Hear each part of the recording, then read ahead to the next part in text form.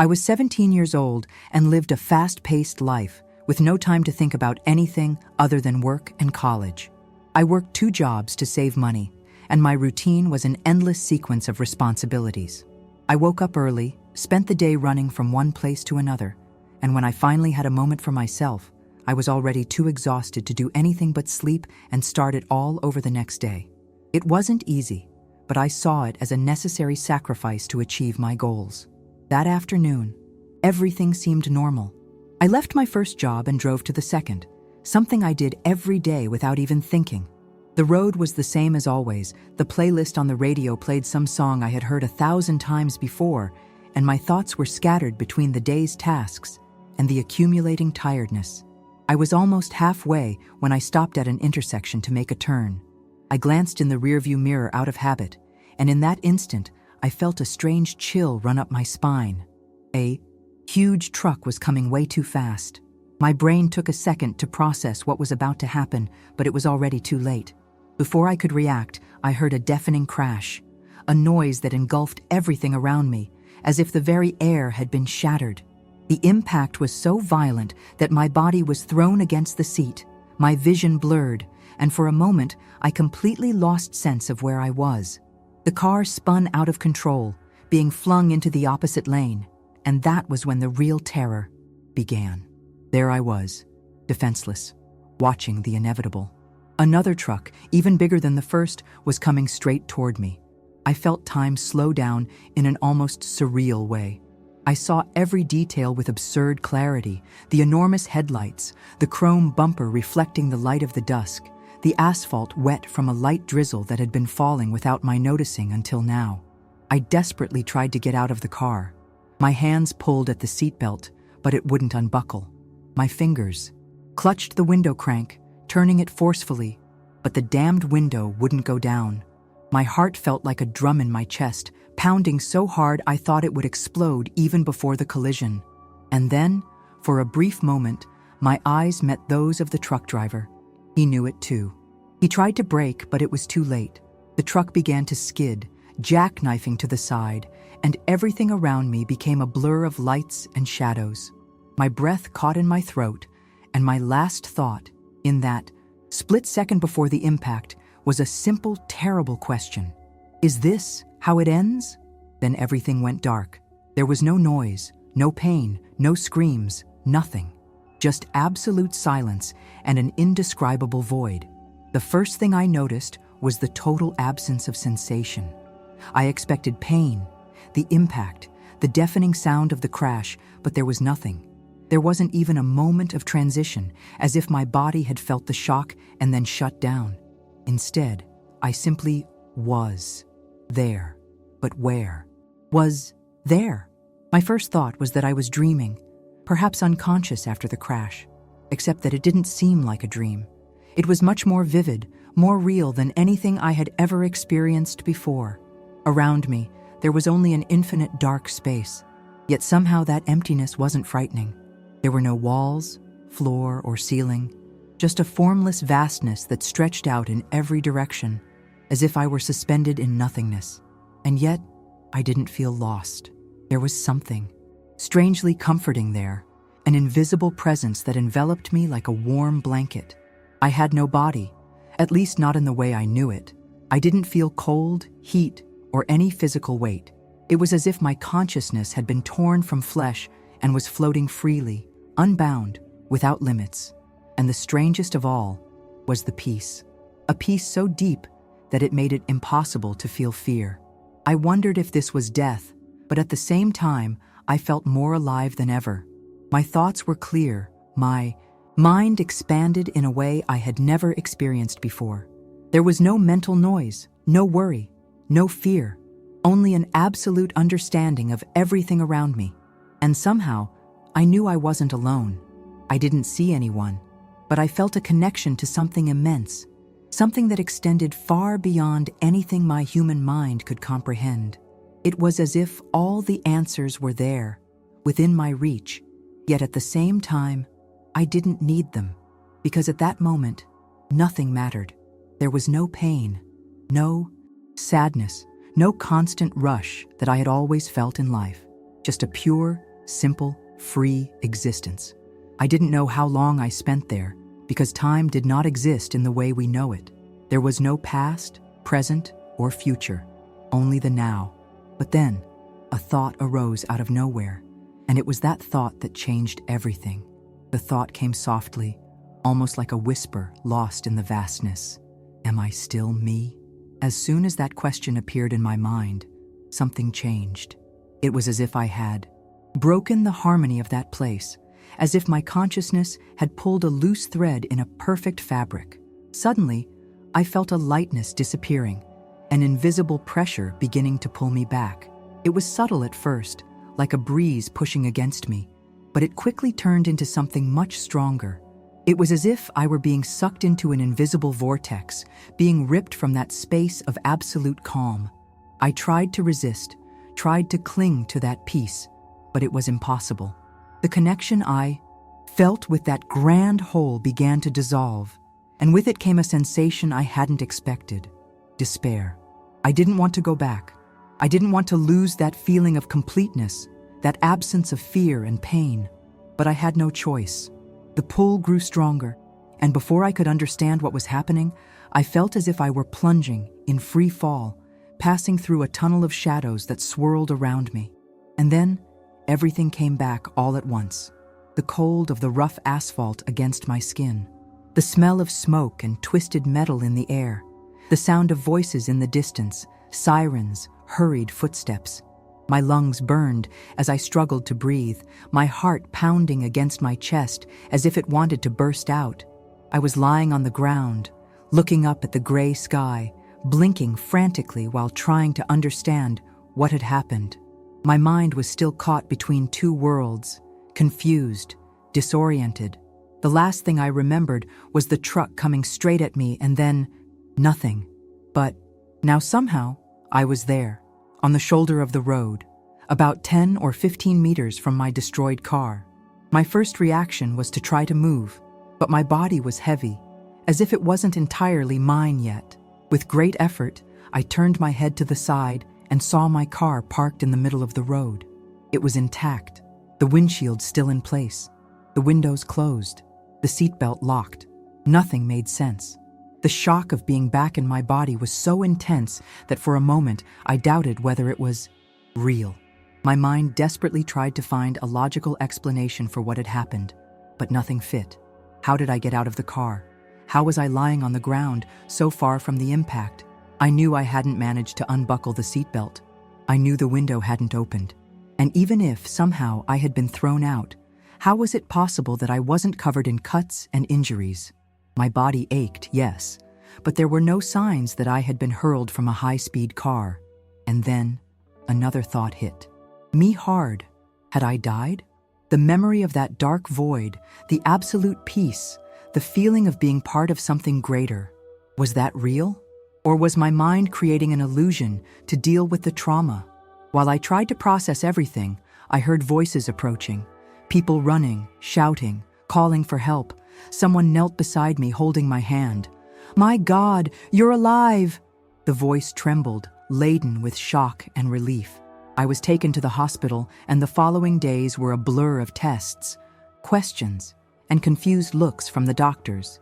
The only serious injury was a severe concussion, but apart from that, nothing explained what had happened. No broken bones, no deep lacerations, nothing that suggested I had been in a collision that should have killed me instantly. The paramedics who arrived first at the scene couldn't understand. "Your car is intact," as if no one had been inside it, "but we found you outside, far from the impact." When they tried to recreate the dynamics of the accident, nothing made sense.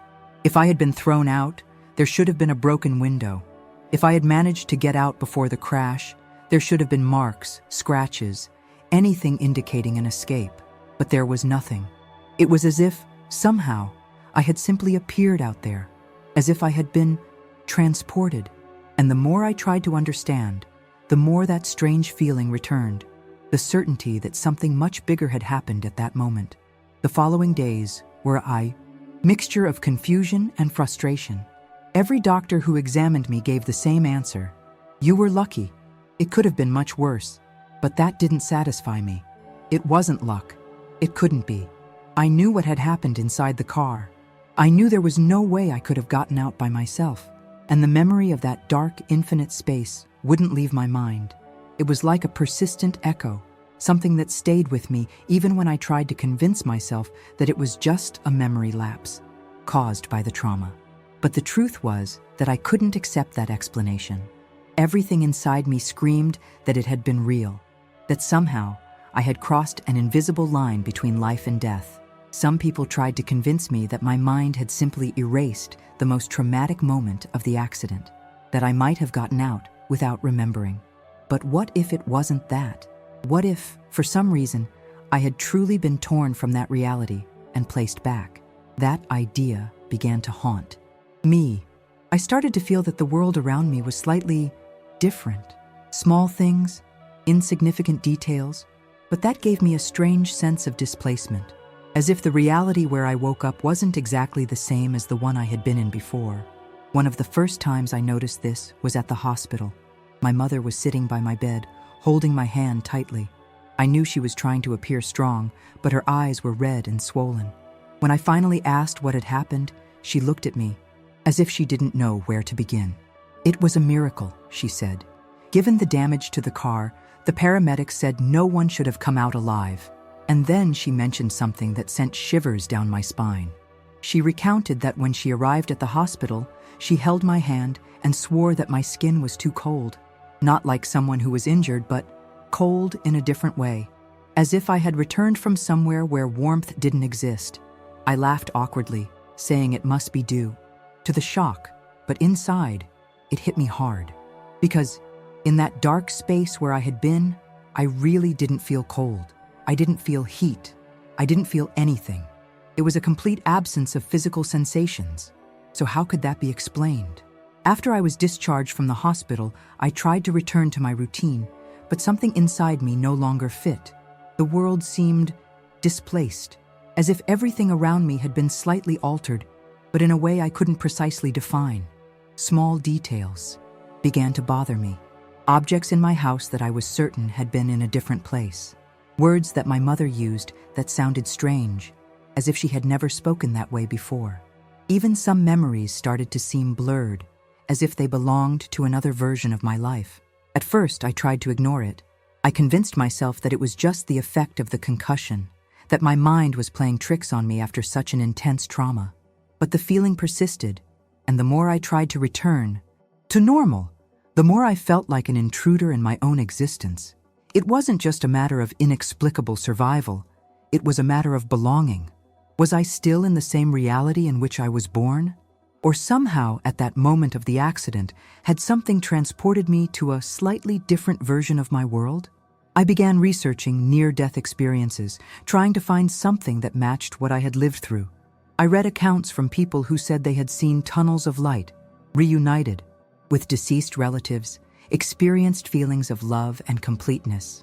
But what caught my attention the most were those few accounts that described exactly what I felt: a silent void, an expanded consciousness, the feeling of belonging to something greater, and, most frightening of all, the feeling that something abruptly pulled them back. Some of these people spoke about timeline jumps, theories that, in moments of imminent death, consciousness could simply be transferred to another version of reality where that accident had never happened. At first, this idea seemed absurd, science fiction stuff, but I couldn't shake it from my mind. I was alive when everything said I shouldn't be. And not just alive, I was in a world that seemed the same, yet at the same time, different. It wasn't a coincidence. The idea of having jumped to another reality began to consume me. I tried to ignore it, to convince myself it was just an effect of the trauma, but there were things that simply didn't add up. I recalled a specific day, about a week after the accident, when I returned home and entered my room.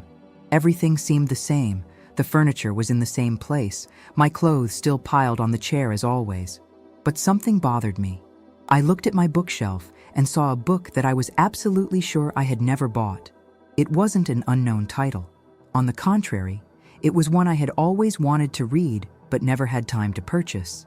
And yet, there it was, with my own scribbled handwriting on the back cover, as if it had been there all along. I stared at it for a while, trying to remember if my memory was failing, if perhaps I had ordered that book before the accident and forgotten. But no matter how much I tried to reconstruct the logic of it, something inside me knew that book wasn't supposed to be there. It was a small change, but it was enough to make me question everything. And it wasn't just that. In the following months, I began to notice that some memories from my childhood were wrong. Small things, details that seemed out of place. I clearly remembered a trip I took with my parents to a specific city when I was 9 years old.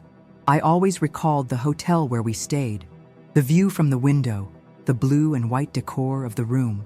But one day, when I mentioned it to my mother, she frowned and said that we had never stayed in any hotel in that city, that we had returned the same day. I laughed, thinking she was joking, but her expression remained serious. "You must be confusing it with another trip," she said. But I knew I wasn't. I could remember the smell of the sheets, the wallpaper in the corridor, the pancake breakfast I had at that hotel. How could I have made that up? And if I hadn't made it up, what if that memory belonged to another version of my life, one that was left behind at the moment of the accident? As time passed, that sense of displacement only intensified. I tried to ignore it, to continue with my routine. But there were moments when I felt a sudden disconnection, as if I were seeing the world through a thin layer of glass, as if something were slightly out of sync. One day, while walking through my neighborhood, I saw a neighbor I had known since childhood, Mr. Thompson. He was pruning the rose bushes in his garden as he always did. But when I waved at him, something made me hesitate. The color of his house seemed different. Nothing glaring, nothing absurd, just a shade slightly lighter than I remembered. I stopped for a moment, trying to decide if my mind was deceiving me, but then I saw something else that sent chills down my spine. His dog. I clearly remembered his old golden retriever, Buddy, who always ran to the gate to greet me when I passed by. Only the dog there now wasn't Buddy. It was another golden younger, with a darker coat. "Where's Buddy?" I asked without thinking. Mr. Thompson frowned and replied as if the question were strange. "Buddy? I think you're mistaken, dear. This is Max. It's always been Max." Those words hit me like a punch in the stomach. I knew that wasn't true. I remembered Buddy since I was a child, remembered playing with him, watching him age, how he used to limp a little on his right hind leg. But apparently, in that version of reality, Buddy had never existed. It was a small detail, but it left me stunned for the rest of the day. How many other things were different that I hadn't yet noticed? How many of my memories belonged to a version of my life that no longer existed? I didn't tell anyone about these perceptions. Everyone was already looking at me with concern since the accident. But inside, I knew that something inexplicable had happened that day. I was no longer the same person, because maybe this world was no longer exactly the same. Over time, I began to test my own perception, seeking more evidence that something had changed. Deep down, a part of me desperately wanted to be wrong, to believe that everything was just a memory flaw or the effects of the concussion. But every time I paid attention, I found small differences that left me uneasy. One day, while helping my mother prepare dinner, I noticed that she was using a different recipe for the pasta sauce. It wasn't a big detail, but I knew she had always made it the same way, with the same spices, since I was little. When I asked, she laughed and said she'd always made it that way, that she had never used the ingredients I mentioned. It was a trivial detail, insignificant to anyone else, but to me it was another piece of a disturbing puzzle. And what if I had really jumped to another version of my life? If at that moment of the accident, when I felt my consciousness expand in that dark void, something had shifted in a way I couldn't understand? The strangest part of it all was that, despite the fear and confusion, I felt that this change hadn't been a mistake. It was as if something, or someone, had pushed me into this new reality on purpose. But why? To protect me? To give me a second chance? Or perhaps to show me something I still didn't understand? Sometimes I wondered if the me of this new reality had died in the accident and I had simply taken her place. Did my family feel that something was different about me? Did they, deep down, sense that this version of me wasn't exactly the same? These questions haunted me, But I knew I would never have concrete answers, because in the end, it didn't matter what I believed. What mattered was that I was here, living a life that somehow seemed mine, but at the same time, wasn't. As the months went by, the feeling of displacement became a part of me. I didn't speak about it with anyone, because I knew exactly how it would sound. The girl who had an accident and now thinks she's living in another reality. Even I thought that idea was absurd, but at the same time, I couldn't ignore the small inconsistencies that kept appearing. It was as if I were trapped between two versions of my own life, trying to find my place in a reality that seemed almost identical, but with details out of tune. The strangest part was that, despite the unease, I also felt an inexplicable calm. Something inside me said that it happened for a reason. But what reason? Was I destined for something? Or had I simply escaped death in a way that science could never explain? I was no longer the same person who had gotten into that car that day. Something had changed deeply within me. My view of the world, of life and death, would never be the same again. Before, I worried about the future, about money, about the mundane problems everyone faces. Now, all that seemed insignificant. I knew, in a way I couldn't explain, that death wasn't the end. Not in the way we imagine. And I knew that when my real time eventually came, there would be nothing to fear. But until then, I needed to find out why I was here, why I was still alive. Had I been pushed back to fulfill a purpose? Or had I just had a glimpse of something no one was meant to see? The years passed, but the memory of that moment never left me. The dark void, the feeling of belonging, the certainty that my consciousness existed beyond the body.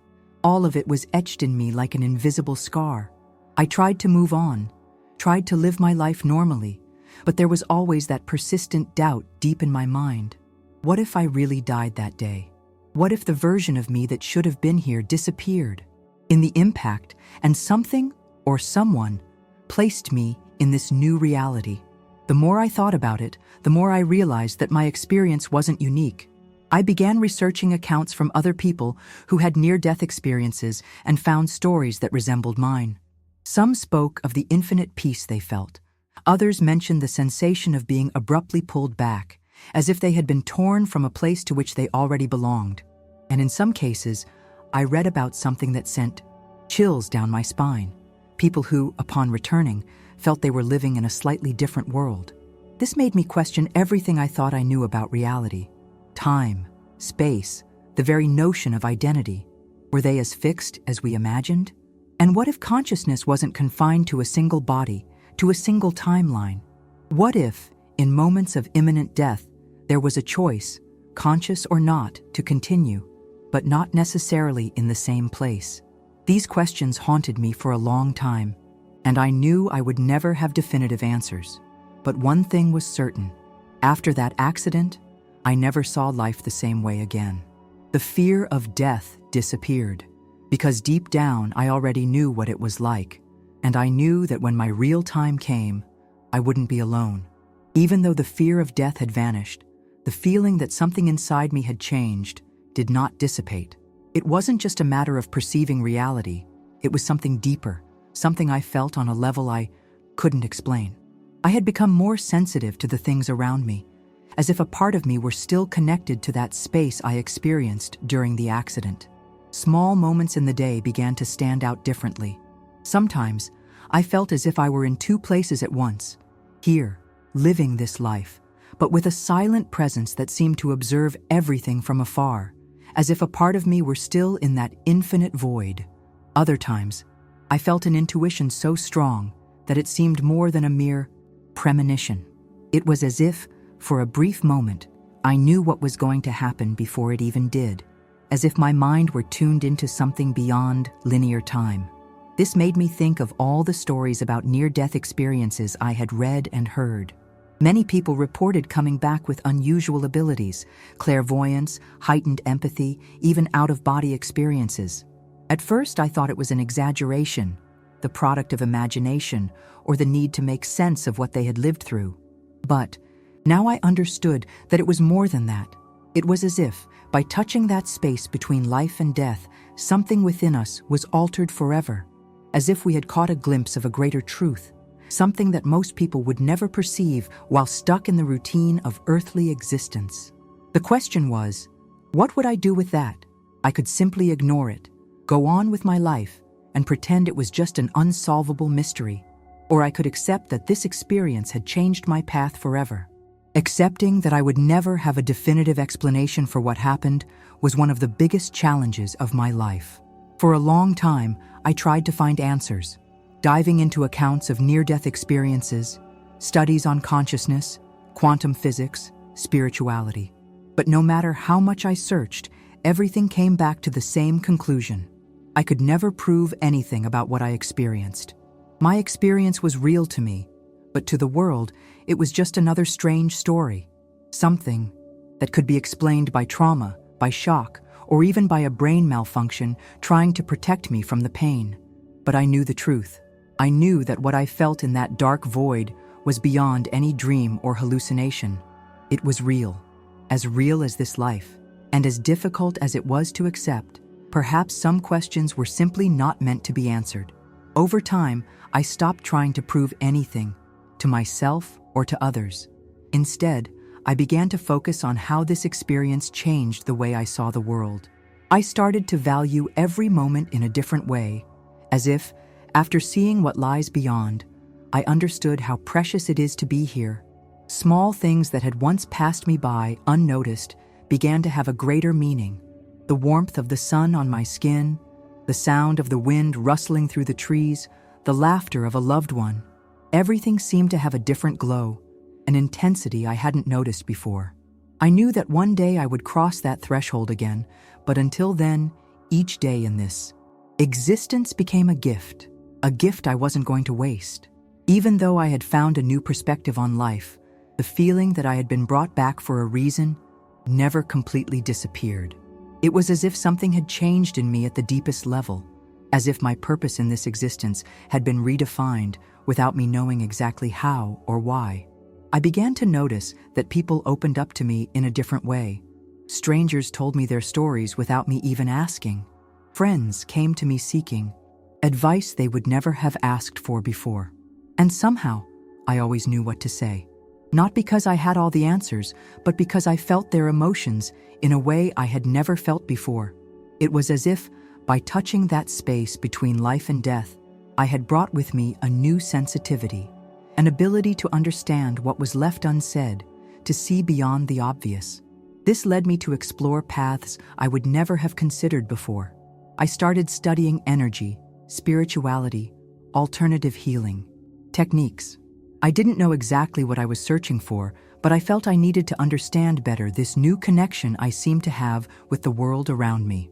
Eventually, I found something that made sense to me: Reiki. At first, I thought it was just another spiritual practice like so many others, but as I delved deeper, I realized that there was something real there, something that resonated deeply with what I had experienced. Working with energy made me realize that everything is connected in a way that most people never notice. And for the first time since the accident, I felt that I was exactly where I was supposed to be. The journey through Reiki and spirituality brought me a peace I hadn't felt since that day of the accident. It wasn't just about learning techniques or rituals. It was about reconnecting with that feeling I experienced in the infinite void. The same absolute peace, the same absence of fear, the same certainty that I was part of something greater. The more I practiced, the more I realized that the energy I felt flowing through me was similar to what seemed to envelop my consciousness when I was out of my body. And that realization changed everything.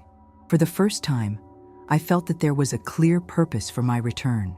Perhaps I would never discover the truth about what happened in that moment between life and death, but that no longer mattered as much as it once did. What mattered was what I did with this second chance. Life went on, and the small details that made me question my reality gradually became less important. Yes, I still had that feeling that something was slightly different. Perhaps it always would be. But now, instead of frightening me, it brought me a sense of gratitude. If I had really jumped from one timeline to another, if I had somehow been placed here by something greater, then there was a reason for it. And that reason wasn't to get lost in endless, unanswerable questions. It was to live, to help, to teach, to use what I had learned to make a difference in whatever way possible. In the end, the only thing that really mattered was the now. And that was the greatest lesson I could take from this experience. Today, when I look back, I see that accident not as an end, but as a rebirth. The person I was before that day no longer exists. Something changed in me forever, and despite all the mysteries and unanswered questions, I accepted that change. I no longer feel the need to prove anything to anyone, not even to myself. I know what I lived. I know what I felt. I know that I was in a place where time does not exist, where fear has no space, where consciousness expands beyond any limits we can imagine. And I know that somehow I came back different. I can't say whether it was a miracle, divine intervention, or simply something beyond our human comprehension. But what really matters is the impact it had on my life and the way I see the world now. The fear of death completely disappeared because I had already met it. I know that when my time truly comes, it won't be the end. It will only be a transition. And that certainty gave me a freedom that few people ever experience. Before, I lived worrying about the future, anxious to control every aspect of my life. Now I understand that the only thing we really have is the present. Every day, I try to live with more awareness, with more purpose, helping others to see the same truth, that life is fleeting, but existence is infinite. That death is not something to be feared, but rather understood as part of the cycle. That there is something much greater than what we can see and touch, something that connects us in a way we are only beginning to understand. And so, perhaps the question that haunted me for so long, did I really die that day, no longer matters. Because in the end, the answer is simple: yes and no. I died to one version of myself, to one version of my reality, and I was reborn into another. And now, all that remains for me is to live this second chance as best as I can.